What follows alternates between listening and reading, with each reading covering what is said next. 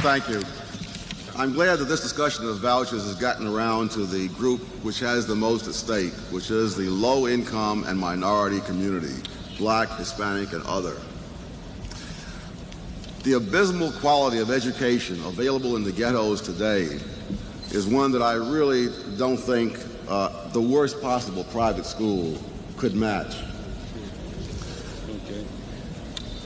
40 years ago, I received a far better education in Harlem than the people who are living in Harlem today have available to them.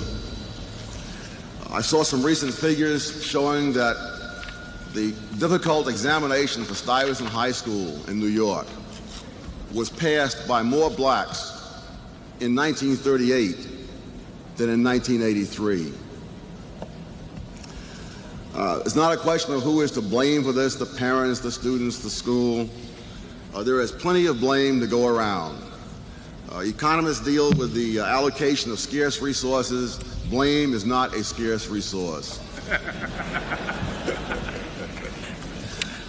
It's not a question of whether it's the disorder or this method of teaching or that method of teaching.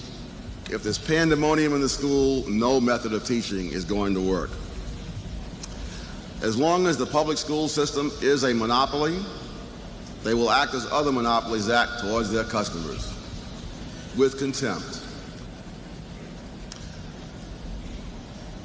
The low-income and minority communities are especially concerned also because education is their major and in most cases sole means of upward mobility. Some kids can go to school and goof off and then go to work in their father's business or in businesses owned by their father's friends, or get appointments if their fathers are high government officials. Those avenues are not open to low-income people. And so if they're going to make it, in most cases, they're going to make it on the strength of the schools that are in those communities.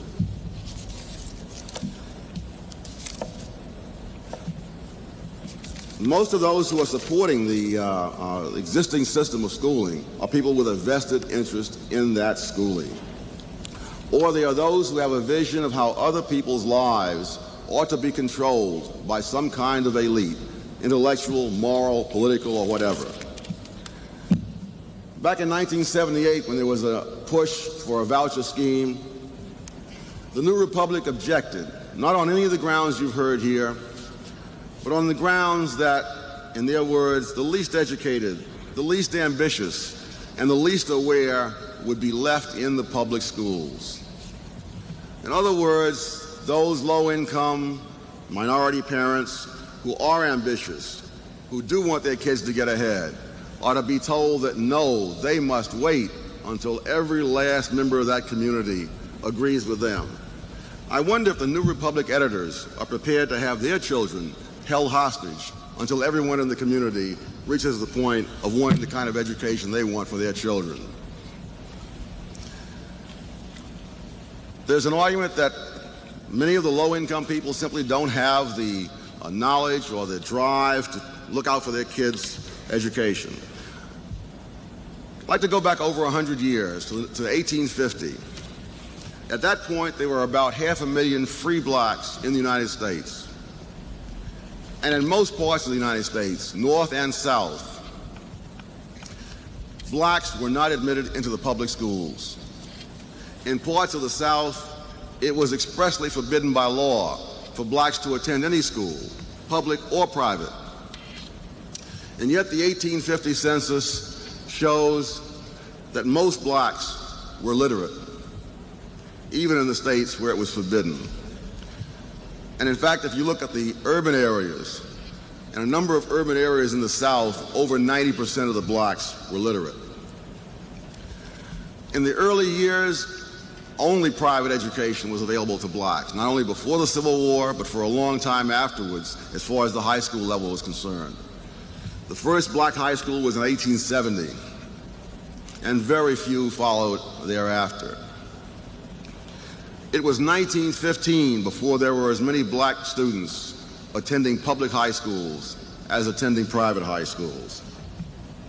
One of the encouraging things that I see in some of the surveys is that the young adults are more supportive of private voucher education than the older ones. I think that there's a special role in the future for those people who have not already been conditioned to salivate at the sound of the phrase, "This will destroy the public schools." I think there are going to be repeated attempts at vouchers, and I think that eventually one of them will succeed. The argument as to the use of vouchers to help those families who already have their kids in schools and private schools really misses the point. The same argument could have been made against the GI Bill, that mostly affluent people went to college when the GI Bill was passed. That's why it was passed, to extend that benefit to other people. Thank you. Thank you, Mr. Sowell.